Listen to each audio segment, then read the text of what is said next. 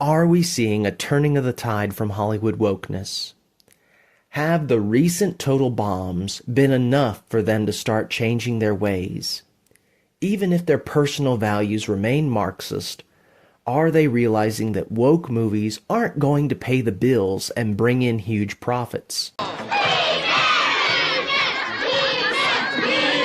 Are the days of Rings of Power, MCU, and Spock in a chair getting more views than Starfleet lesbians numbered? Oh, how I can dream. There are several milestone movies ahead, and this year can make or break this downward spiral. One that wasn't even on my radar was the new Masters of the Universe movie. I never really watched He-Man and was too young to be on the original fan base. Even now, I know very little of the mythos, and have only seen bits of various iterations, including a couple episodes of the original show. Still, I was impressed by the recently released trailer, and depending on how things go, I may be more interested in Masters of the Universe than Avengers Doomsday. That's impossible! You're watching family movie. Here I'm going to give my thoughts on the good, the bad, and my wish list for the new He-Man movie. First of all, the visuals look good. The CGI seems that they have taken their time on it and wasn't rushed like a lot of blockbusters from the last 10 years have felt.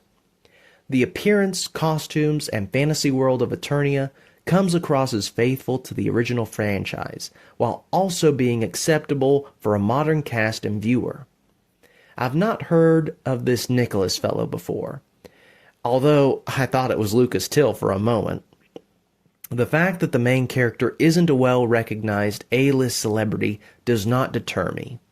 In fact, that makes me think that this will be better than if someone like Chris Hemsworth filled the role.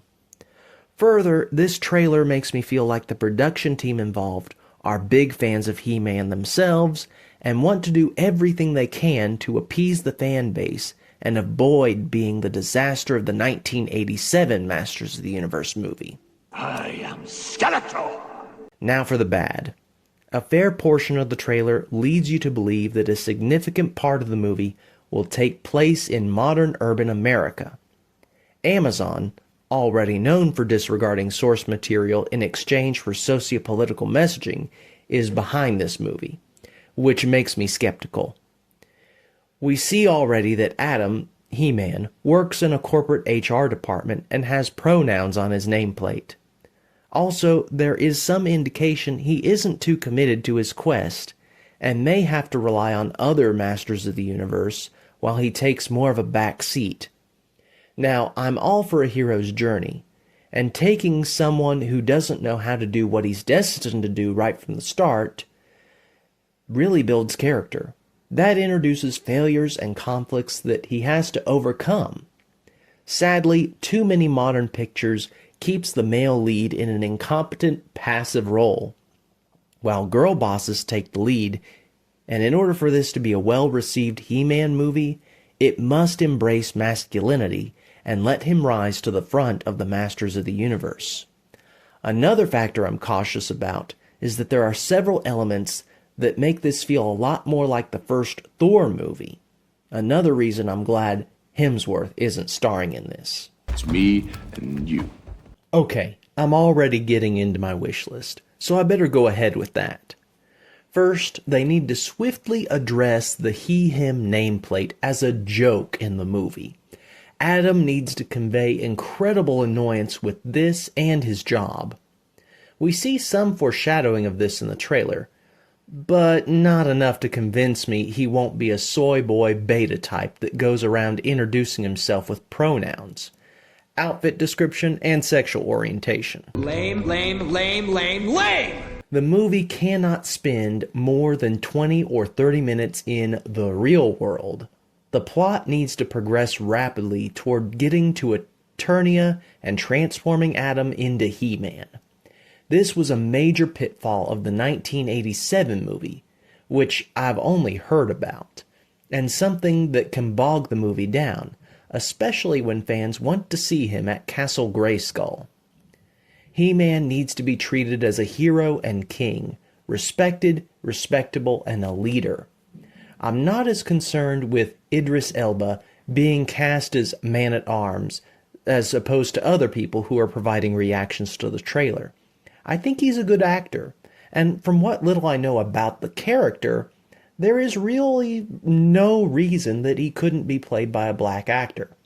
What concerns me more is if he will wind up being more like Heimdall, and Masters of the Universe will be more like an Amazon copycat of Thor.